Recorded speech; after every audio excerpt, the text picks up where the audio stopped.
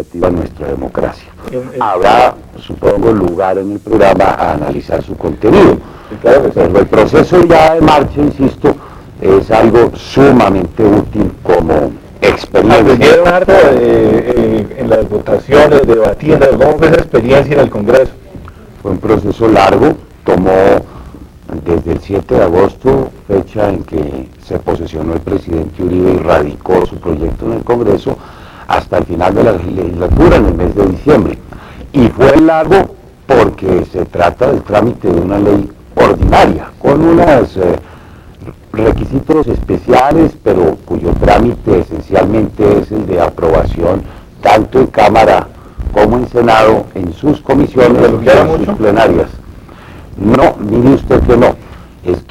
Se excluyó naturalmente la pregunta de la revocatoria del mandato de los congresistas. Era claro que eso iba a ocurrir en el Congreso, los congresistas no se iban a autorrevocar, y probablemente, y eso de una manera acordada con el presidente, se sustituyó la posibilidad de un Congreso unicameral, preservando el sistema bicameral.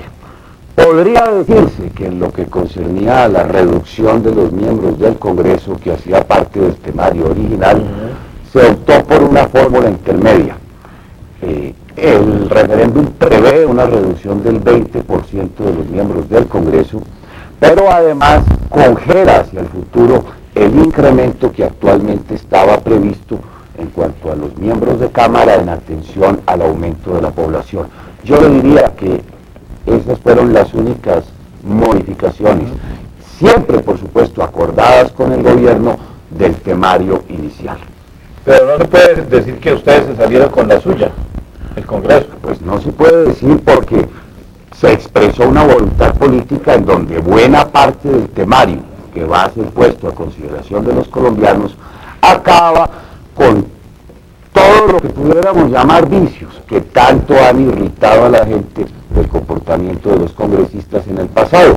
De manera que fue un ejercicio muy interesante el que el propio Congreso aprobara que su régimen pensional especial vaya a ser eliminado, que se haga más exigente su asistencia a las sesiones, aumentando las causales de pérdida de investidura, que su voto siempre tenga que ser nominal para que el elector pueda establecer. Y además la votación tenía que ser por mayoría, ¿no? La votación fue por mayoría, una mayoría calificada, que es una mayoría absoluta. También se exige para las leyes estatutarias y para las reformas constitucionales en segunda vuelta. Muy bien. Ya vamos a entrar en calor. Los quiero invitar a ver una notica histórica que me parece bien interesante. Además, miramos las imágenes de la época del plebiscito del 57, ya para dejar atrás esta parte, y ahora sí entrar en caliente, porque veo que ustedes están que se hablan de unas cosas interesantes. Miremos la parte histórica del plebiscito del 57 para arrancar aquí con nuestra discusión. El 1 de diciembre de 1957 se sometieron a plebiscito ciertas modificaciones a la Constitución que permitieran armonizar las relaciones de los partidos políticos mayoritarios existentes en ese entonces, el Partido Liberal y el Partido Conservador. En esencia, se dispuso que Colombia sería gobernada por dos partidos conjuntamente mediante la alternación y la paridad. Es decir, que durante 16 años cada partido ocuparía la presidencia alternadamente. La paridad consistió en que los puestos existentes en el Ejecutivo se repartieran entre los dos partidos equitativamente.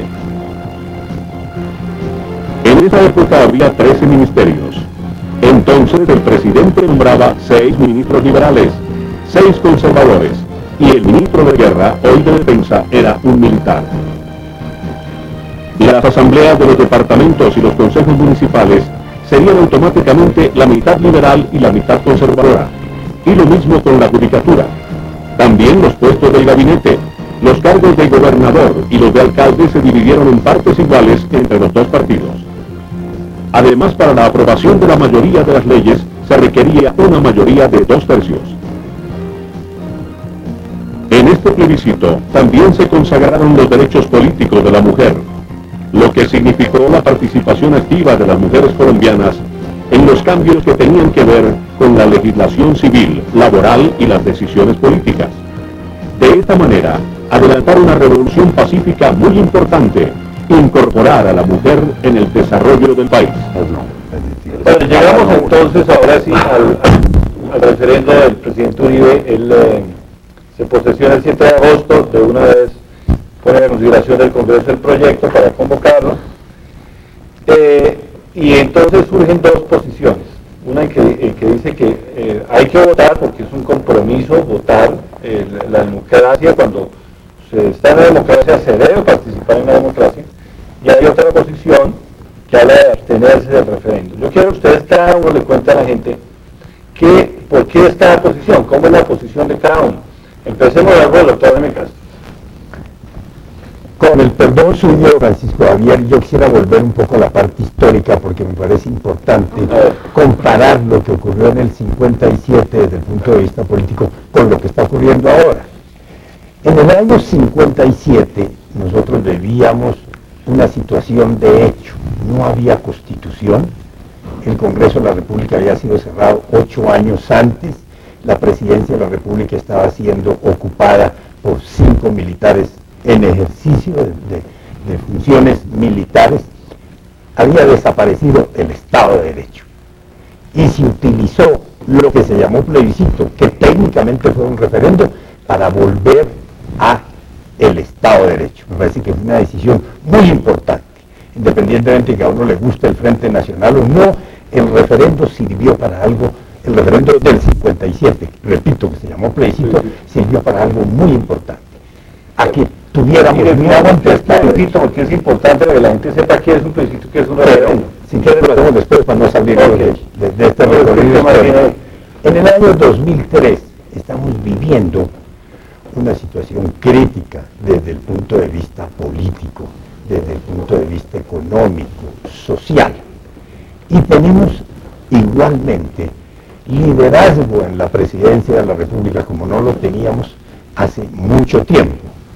Voluntad del presidente Uribe, prestigio político. Entonces yo creo que deberían juntarse hoy en día esas dos situaciones para hacer un gran referendo. Un referendo que le diera un tratamiento de shock a esas situaciones críticas que vivimos. Que no desperdiciáramos el liderazgo de Álvaro Uribe, su voluntad, su capacidad, su prestigio político.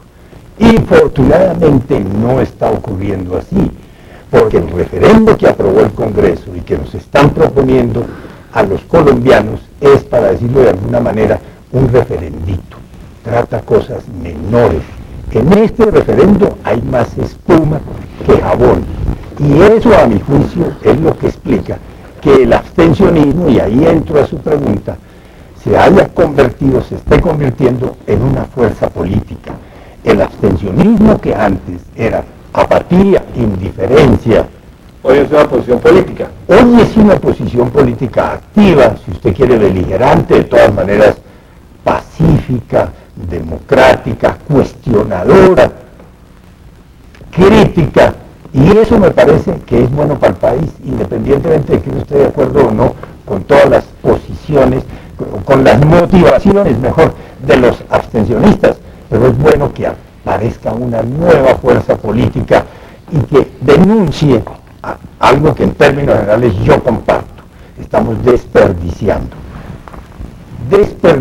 el liderazgo de Álvaro Uribe, su capacidad, su voluntad, su prestigio político y el instrumento que es democrático para hacer un señor referendo como fue el del 57, que nos sacó de unas situaciones de hecho a un Estado de Derecho. Eso es en ninguna parte del mundo los referendos constitucionales se usan para asuntos menores, se usan para temas muy importantes y no está ocurriendo con el actual. Y ahí entro yo al abstencionismo. A eso obedece, a mi juicio, el abstencionismo que ha surgido. Pero usted me va a dejar hablar yo la primera vez. No, pero aquí la primera vez por 2, por 1-1. Sí, a veces pero si lo ponemos sobre al debate, como tú dices. terminamos una ronda, ¿cómo es el sistema? No, está bien, pero sí quería yo que Estamos, el yo doctor estoy Vargas- contando. Son dos, Sí, señor. 1. Partido de fútbol todavía desequilibrado, vamos a ganar alguna A nosotros. ver, doctora más. En primer lugar, yo quisiera presentar muy claramente cuál es mi posición, porque no la he hecho pública.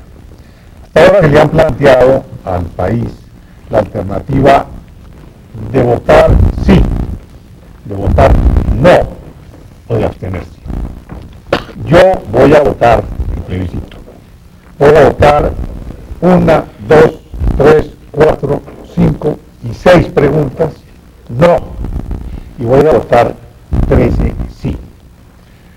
Para llegar a donde he llegado, bueno, yo estuve en la Constituyente, he sido profesor universitario, soy abogado y economista, me he gastado no menos de 2 horas de reflexión para poder dar un voto, como es la esencia del referéndum. El referéndum no es para decir sí o para decir no, sino que la propia Constitución dice, hay que votar cada una de las preguntas y hay que tener la opción para votar cada una de ellas. Entonces, la primera de las conclusiones que yo saco es que evidentemente va a ser muy difícil para el elector poder hacer su voto. Y creo que a lo mejor por eso han tomado tanta fuerza las posiciones entre abstencionistas y votantes.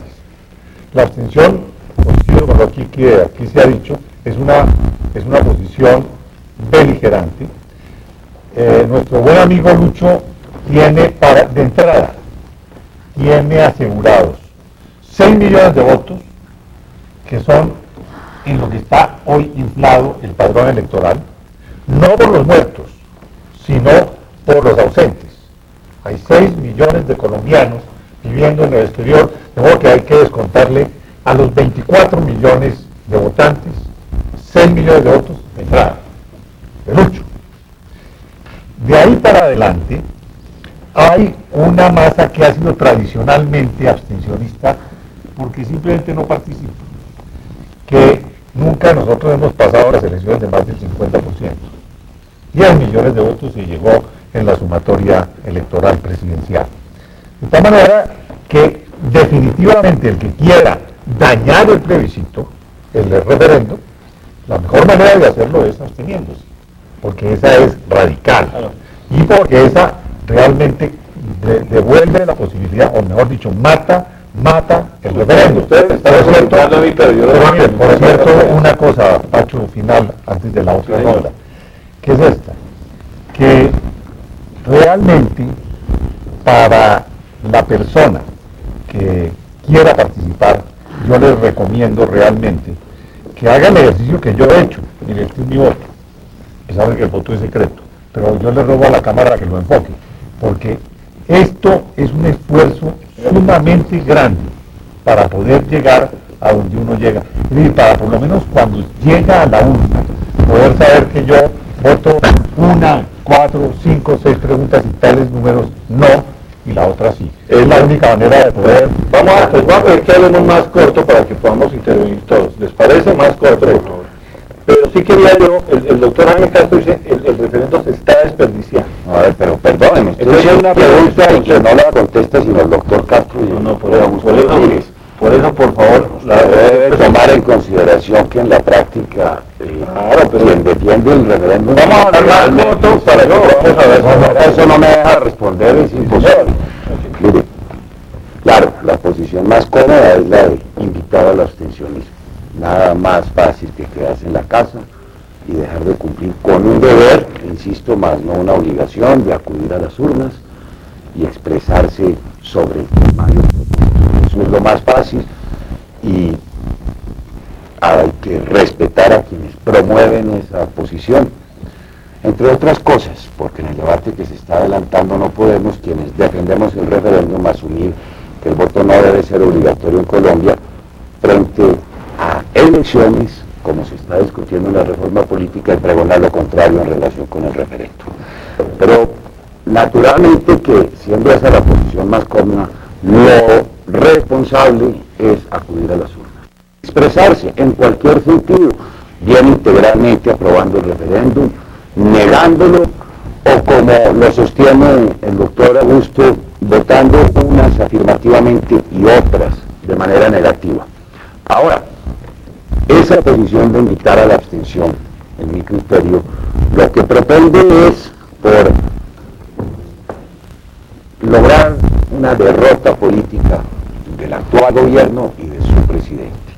Porque quien revise con detenimiento el referéndum encontrará que en su gran mayoría lo que se propone como reformas constitucionales son aconsejables, son útiles, podríamos decir muy necesarias.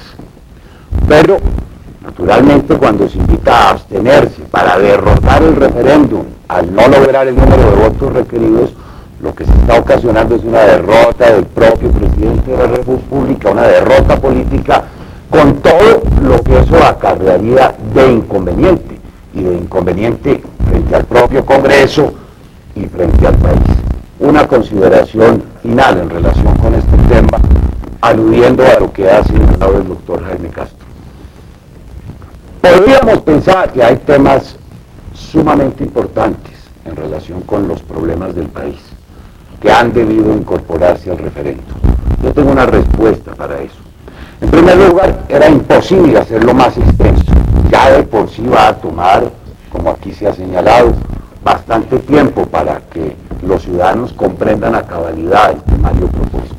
Pero hay una razón más poderosa. El referéndum contiene los puntos que en su gran mayoría, como aquí se ha señalado, introducen reformas al Congreso, ante el hecho concreto que por muchos años se han intentado varias reformas políticas y el Congreso se ha abstenido de aprobarlas. En otras palabras, los asuntos aquí contenidos que reforman al propio Congreso por la vía ordinaria, no se ha logrado que se apruebe. O sea, no había podido llegar por el Congreso por reforma. Difícilmente el Congreso se iba a autorreformar. Ahora se preguntará que por qué aprobó el temario. Lo aprobó porque sobre el Congreso pesaba la posible revocatoria anunciada por el presidente y porque el mismo Congreso consideraba de gran dificultad que se obtuviera el número de votos. Pero entonces le concluyo por decirle, si pueden haber temas más importantes en otros campos, el Congreso los está tramitando y está aprobando esas reformas. ¿Por qué estas el referéndum? Porque son las que tocan los intereses de los congresistas, que por la vía ordinaria que prevé la Constitución ha sido imposible que se acojan. A ver, Lucho. Bueno, yo tengo una ventaja, es que hay cosas que se han dicho acá que me ayudan a mi intervención. Una, reafirmar lo del doctor Jaime Castro y lo del doctor Germán en relación a la abstención. El 377 establece, a diferencia de las elecciones presidenciales de otro tipo, que es legal o legítimo lo que lo resulta del referéndum si saca la cuarta parte del censo electoral. Eso no sé con la presidencial. El presidente Uribe tuvo la cuarta parte del censo electoral y la abstención no lo legitimó, o lo legitimó, pero ahí tú no pasas nada. Segundo, hombre, yo voy a decir algo que señalaba también el doctor Jaime Castro, el doctor Augusto. Esto es un plebiscito. Incluso en sus lapsos se le fue el plebiscito. Esto no es un referéndum. Se convirtió en un plebiscito en favor de la política. Y en eso tiene razón el doctor Germán Vargas. Pleno. 3. ¿Qué miedo hay con la abstención? Yo le digo una cosa, la pongo por el otro lado. El doctor Uribe llega con 6 millones de votos. Tienen los de Horacio Serpa con 3,5. Y llegó el de Noemí, ahí tiene 10, empieza con un plante de 10 y dicen que la popularidad ha subido. Pues hombre, yo no veo dónde está. Más fácil le cuesta a él. Tercero, le pongo la otra que me parece absolutamente clara. Mire, este bingo, ¿verdad? Como te digo que el voto va a quedar popularmente, mire, le voy a decir una cosa. ¿A usted le parece buenas dos preguntas? Pero voy a decir solo dos que son de reforma al Congreso. Para no hablar de ajuste fiscal, que me parece terrible, congelar salarios y pensiones. Para no hablar de la prórroga de mandatarios, porque eso es clientelismo de no tipo. Prorrogar el mandato. ¿Por qué voy a prorrogar? En Bogotá el 40% del censo está concentrado el 40% del censo electoral. ¿Cómo voy a votar yo por el alcalde de Titiribí, que no sé si es hombre o mujer, si lo hizo bien o mal, si eso no lo elegí yo? Pero bueno, voy a hablar de dos buenos aquí que yo como chismosía ahí. Suplencias y cifra repartida. Usted le dice sí a los dos. Pues mire, la voy a argumentar. En el Congreso, como dice el doctor Germán Vargas Lleras, está viendo la reforma política. Y el artículo 25 de la reforma política establece que vamos para el voto preferente. Se está moviendo el voto preferente. Quiere decir que hay 10 listas en el próximo, porque por eso el umbral va a agrupar la gente, pero va a haber 750 fotos. Va a haber mucho más fotos en el tarjetón nuevo para la ciudad que ahora. Entonces, la lista va a haber es guerra civil interna entre los propios de las listas. Entonces, ¿para qué las suplencias si el voto preferente? No, es que precisamente el artículo de lo que dice es que no habrá suplencias. Bueno, por eso, pero es que yo estoy de acuerdo que no habrá suplencias, pero con el artículo 25 de la reforma política que está en el Congreso, acabará suplencia. Vea, no es así. Vea, pero Porque esa misma disposición, perdona que yo me aguanté 3, 2, 1. Y le voy a decir, entonces, y en el umbral, si se baja de 5 a 2, claro que se baja de 5 a 2, pero a esa cifra que le estoy diciendo en relación a las dos posiciones. Por eso el bingo, ¿qué es esto? Porque aquí hay 4 juegos. El bingo, que es el Partido Conservador, dice, sí, no, posible, bueno, usted no... Pero el bingo es B7, B8, B9. Pero yo veo que en muchos... la atención, hombre, déjenme plantear un nuevo referéndum. Un verdadero referéndum que cambie la costumbre política en este país. Financiación de campañas, estatal, partidos, necesario, estatuto de la oposición, representación de organizaciones sociales. Pero eso de que gastar 240.000 millones de pesos, gastar 240.000 en esta austeridad para cosas que yo comparto, funciones administrativas del Congreso, que no siga administrando el Congreso los recursos. Pero para eso es un acto legislativo.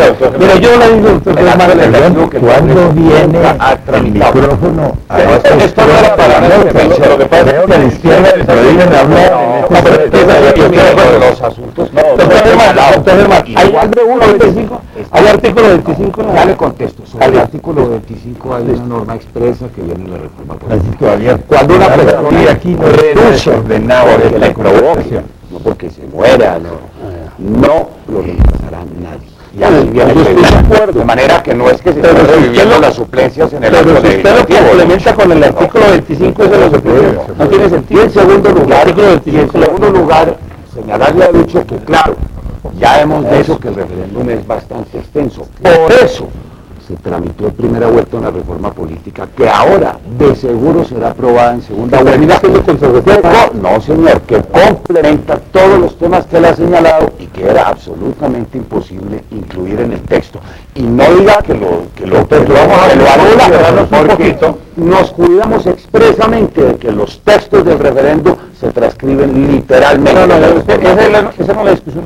Realmente no es la discusión. El problema es cómo hay una contrarreforma a la reforma. Bueno, pero esa es una discusión que hay que tener con las cosas. Ahora, doctor Amitas. Finalmente, mandan el lado de la izquierda. Todavía nos quedan muchos temas por tratar. Eso depende de para ellos es la derecha. Germán Vargas empezó diciendo, defiendo los derechos y las garantías de los abstencionistas. Pero agrega, lo responsable es ir a las urnas.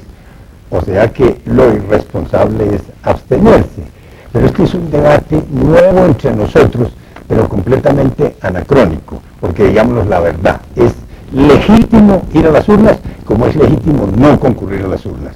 Las dos posiciones... En el caso de la votación de referéndum. En el caso de la votación de referéndum, porque la Constitución y la ley así lo establecen.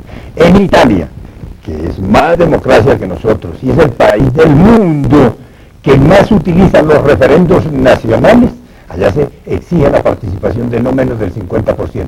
Y los partidos, según el tema de que se trate, invitan a votar o invitan a abstenerse y a nadie satanizan por eso. Pero un momentico, porque yo no he hablado, señor. Aquí dice Germán Vargas también, aquí hay una reforma política en el referendo. Con todo respeto, no hay reforma política en el referendo, hay contrarreforma política. Contrarreforma política, usted lo dijo de paso al comienzo. Le preguntó a Germán Vargas, ¿el Congreso se salió con la suya? Claro que se salió con la suya. El Congreso hizo el referendo que sirve sus intereses. Augusto Ramírez dice, yo voy a votar la cifra repartidora. Pero es que como apenas estudió el referendo, eso no se ha dado cuenta de algo. La cifra repartidora en las circunscripciones pequeñas vuelve a lo que él y yo conocimos con el nombre de feudos podridos. Van a ser los varones electorales los que van a elegir las curules, las 2, 3 o 4 curules de esas circunscripciones territoriales. Y otro punto, y ahí sí termina, dice Germán Vargas, si el referendo se derrota en las urnas por abstención o por votos negativos, es una derrota política para Álvaro Uribe. Pero no ha visto otro escenario. La aprobación del referendo también constituye, es mi punto de vista, una derrota política para Álvaro Uribe, porque ese referendo, y aquí lo han dicho ya también de paso, hay que completarlo, hay que reformarlo, hay que aclararlo, hay que adicionarlo. Yo, como ciudadano, he enviado 50 derechos de petición al gobierno. Todo eso será público en su momento para que me expliquen qué quiere decir tal texto, qué desarrollos legislativos va a tener.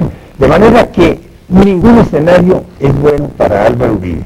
Ni que se niegue el referendo, ni que se apruebe el referendo, porque eso tiene un desgaste político. Se aprueba el referendo y todas las expectativas que se le han creado al país en torno al referendo, como reforma política, como solución del problema fiscal, a la vuelta de 1 o 2 meses no. Si se niega el referendo, Álvaro Uribe recupera la iniciativa que perdió y puede hacer la gran reforma política que le ofreció al país. Hay que volver al punto cero. Ese acto legislativo de que tanto hablan aquí, que afortunadamente el Congreso lo va tramitando, hay que utilizarlo para esos efectos, pero haciendo la reforma de verdad, sin que golien al gobierno como lo golearon con la ley 796. Ahí en ese punto No, es que realmente, sabe, el tema, como lo plantea el senador Germán Vargas, efectivamente convierte el referendo en un plebiscito. Y eso es lo grave que tiene ese acto. Porque el presidente Uribe, en mi opinión, tiene tanto prestigio y tuvo 6 millones de votos que no necesita una segunda vuelta. No se puede poner en esos términos el problema, porque realmente yo creo que sería muy grave para el país que perdiera si se pone en esa forma. Si se pone en la forma de que o se triunfa o derrota el presidente, la inercia conduce a que va a haber pocos votos, en mi opinión. Pero además, yo sí creo que esta reforma en muchas partes es una contrarreforma, que es donde la voy a votar yo en contra, una contrarreforma a la Constitución del 91. Fíjese, el doctor Germán, por ejemplo, entregarle el manejo de la inversión pública al Congreso es contra lo que luchó su abuelo, el doctor Carlos Lleras, y que finalmente en la reforma del 69 se logró. Ese es entregarle la llave maestra del clientelismo a los senadores, a los representantes, a los diputados y a los concejales. Por eso voy a votar la pregunta 4. Voy a votar no. Segundo, el retroceso que ha hecho el Congreso en la pérdida de investidura es increíble. Con el artículo que se va a aprobar en la reforma, si se aprueba, se hace imposible revocar el mandato a los parlamentarios, que es uno de los grandes avances que hizo la Constitución del 91. La supresión de las contralorías y la supresión de las personerías es otro retroceso profundo en el espíritu de la descentralización. ¿Cómo se va a hacer ese ente monstruoso de una Contraloría que ya ha sido cuestionada y que está hoy sub iudice para que sea la que ejerce su poder en todo el país? Y adicionalmente le permite revertir al sector privado el control de la cuestión fiscal y las personerías, que son el único abrigo que tienen en los pequeños municipios los colombianos para defender sus derechos, terminan para centralizarla. Son retrocesos muy grandes sobre la resolución del 90. Les voy a dar ya 20 segundos a cada uno, porque si no... Pero si el doctor Germán... Primero los 20 segundos los míos se los regalo a Germán Barra. Sí, es una derrota política para el presidente, porque es que lo que aquí se ha señalado y está contenido en el referéndum fue en parte el programa que el presidente le ofreció al país y con el cual se recorrió el país entero ofreciendo estos cambios. Y aquí no se está haciendo nada distinto que cumpliendo lo que se ofreció en la campaña, que el 7 de agosto se convocaría un referéndum para someter a la consideración del pueblo colombiano las iniciativas que aquí están planteadas, porque óigase bien, el Congreso no incluyó ninguna que no contara con el aval del La gobierno, federalización de la llamada dosis contó con el aval del gobierno. y fue sugerida por parte de la campaña, no hizo parte de la campaña. El tema fiscal como capítulo del referéndum no hizo parte de los candidatos tampoco. Y no deja de ser una preguntita y ya, Pero mire, yo señalé que la gran mayoría de los que tiene temas en todo el país. acá. Y el tema relacionado con el ajuste del gasto, comprenderá usted bien, doctor Castro, que la situación que se le había anunciado al presidente Uribe y a su gobierno sobre el estado de las finanzas no resultó ser la que el gobierno encontró. Todo eso se hubiera podido manejar por ley, pero ahora no. Doctor, se ha ensayado a manejar por ley en el pasado, doctor Jaime, con las consecuencias que usted conoce. Ahora, no tengo la fortuna porque se agotan los 20 segundos míos y los que me regaló el doctor Jaime más los de Lucho, que ya es un minuto, para poder defender cada uno de las preguntas terminadas, cosa que no voy a hacer. Habrá la oportunidad en estos 3-4 meses que nos restan para que la votación se produzca de que a través de los medios de comunicación y de la televisión los colombianos puedan apreciar las bondades contenidas en el referendo. Este es el acuerdo que firmó el gobierno con el Fondo Monetario Internacional ahorita en el 2002. Le llama a uno la atención encontrar cosas como esta.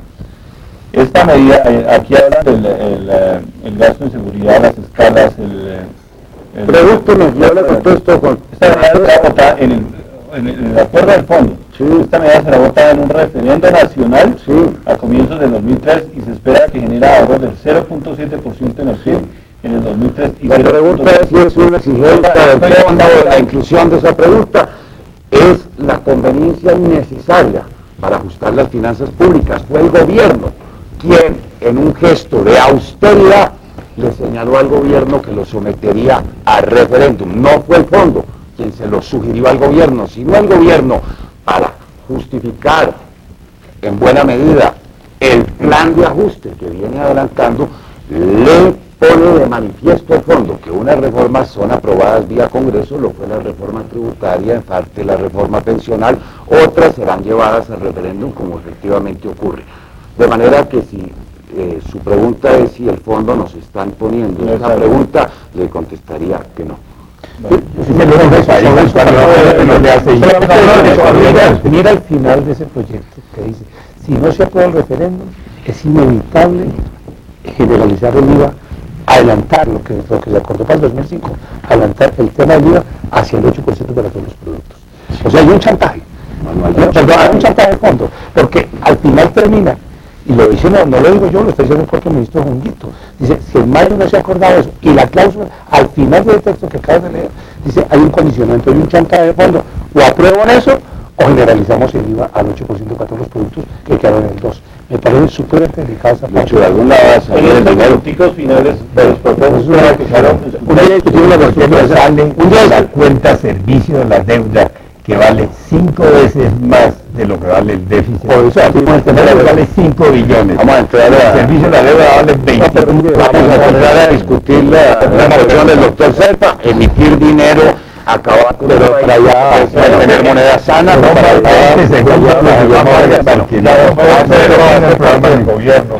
quedan 5 minutos, 4 minutos. Quiero que hablemos sobre los espacios en televisión. Entonces son los míos. La ley 134 dice, en el referendo de carácter constitucional o legal, los promotores a favor o en contra de la iniciativa, el Partido de Movimientos con Personalidad Jurídica tendrán derecho dentro de los 30 días anteriores a la fecha por lo menos a 2 espacios institucionales. ¿Usted cree que la abstención debe tener sus espacios en televisión? Debe tener sus garantías y me complace mucho que el presidente así lo haya reconocido en la locución de la semana anterior. Así es, y yo debo añadir lo siguiente.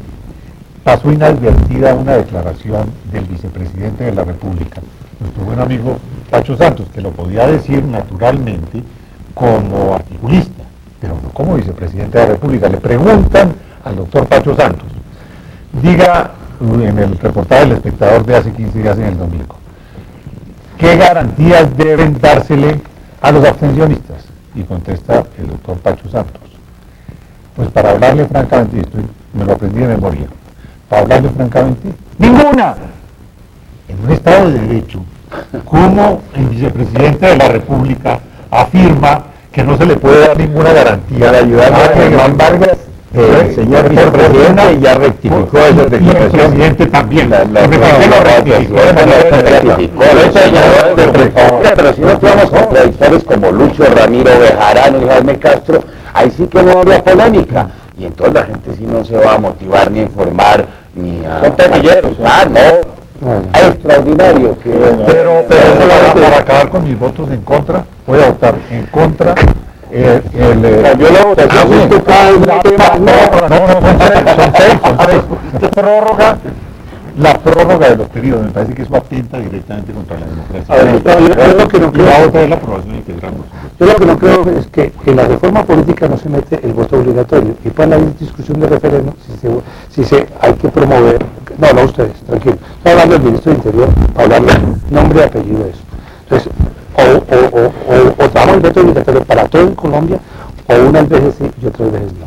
Dos, hombre, yo creo que la abstención, más allá de las garantías de los programas de televisión, es que no nos impugnemos. Vea que hemos hecho una buena discusión y muy diversa.